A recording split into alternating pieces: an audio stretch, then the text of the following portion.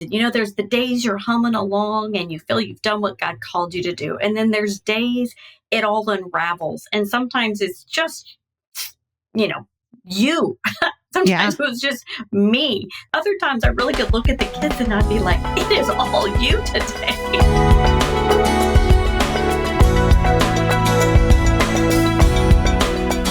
Let's talk about some of the bad stuff. As you look back on your homeschooling, what are some of the things that just made for a really, really bad homeschool day? And how did you navigate through those things?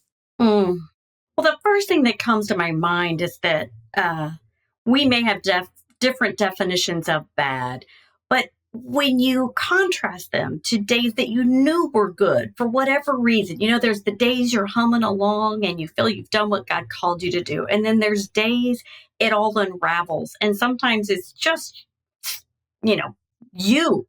Sometimes it was just me. Other times I really could look at the kids and I'd be like, it is all you today. And then other times it's, other things going on in this world, which is really what we'll get to Thursday, with the ugly. But I will say I had enough bad days. I don't know how many.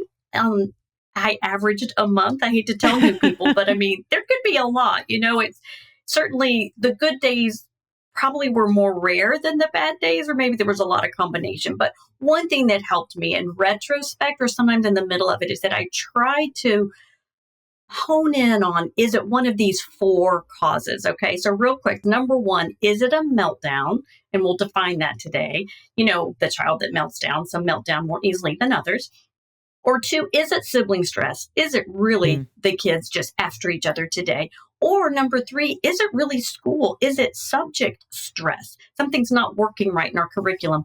Or number 4, is it just me being, the lady that doesn't have it together today? So are you ready to jump into them? Yeah. Because I want to talk about meltdowns, because sometimes I'm the one who's having the meltdown. It's not my kids. That's funny you said that. I have a meltdown talk I do, and so many of the moms come thinking I'm going to talk about their meltdown. And actually it's usually about the kid. But from my observation, there's 2 kinds of meltdowns. So first, there's a real minor meltdown. This is just a frustrated child. We've all been there. We ourselves too.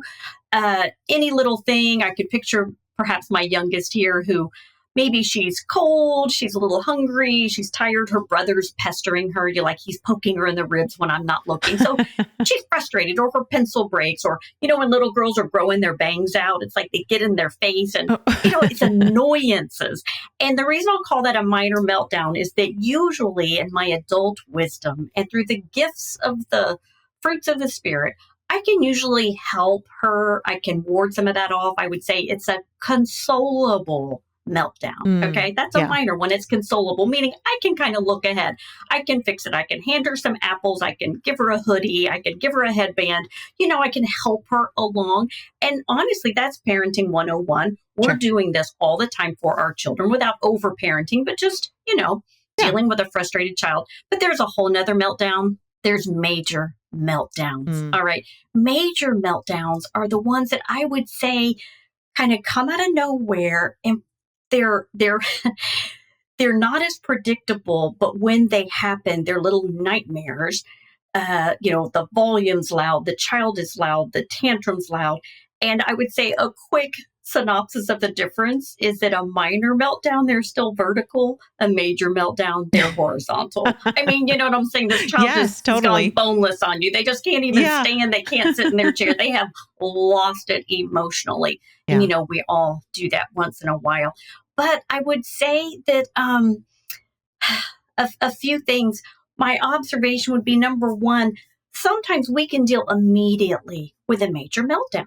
It means perhaps you need to remove that child from the situation because they're highly sensitive, they're highly distracted, and their emotional state is such they kind of can't seem to get it together on their own, right? That's when you play the real loving parent and you go in, and that's, again, Christian parenting 101. It's, honey, I see you're really upset, but let's go through, when's the last time you ate? And, no, the Lord really loves you. And, just assure them that they are loved because they're struggling, right? Yeah. And I can just picture one of my children literally just seeming to go from 0 to 10. And all of a sudden it's like, oh, everything's horrible and everyone hates me and I'm fat, I'm ugly, or, just a rant of things that aren't truth.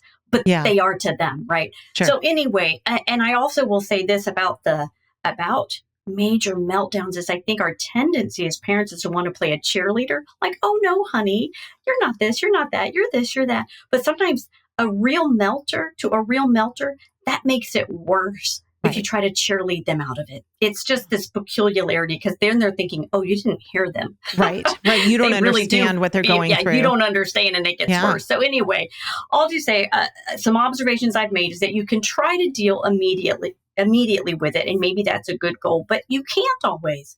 There are times you really, truly can't deal immediately with a meltdown. As a matter of fact, if you always deal immediately, it may be that you're being manipulated. It's that this child doesn't want to go do such, and so they melt down. So manipulative behavior is something we need to pay attention to. And it may be once in a while that you have to play that real firm parent and say, honey, I see you're very upset right now, but you know what? We can't do this right now. As a matter of fact, we need to be at so-and-so, and that's when you physically intervene. You pick them up off the ground if you still can carry them, put their jacket on them, put them in the car, drive to so-and-so, but you assure them that yes, you see the problem, and yes, you will come back to it, and then you stay true to your word. And then after this meltdown has subsided because the location has changed, well, and it may not, they might be wailing and gnashing teeth somewhere else. But I do say that's when you get back to them later and talk about what was going on. And then that's Christian Parenting 201, where you have to go to a much deeper level. Because, we're all little narcissists on the inside, and they're upset they can't control their world. Yeah. So I guess my first thought is think to yourself, is this a minor meltdown or a major one? Right. And can I deal with this immediately, or do I need to delay it and be particularly firm right now? Homeschool Insights is sponsored by CTC Math. If you're looking for a great online math program, visit ctcmath.com and try it for free. For more great homeschool inspiration and resources, listen to the Schoolhouse Rocked podcast every Monday, Wednesday, and Thursday.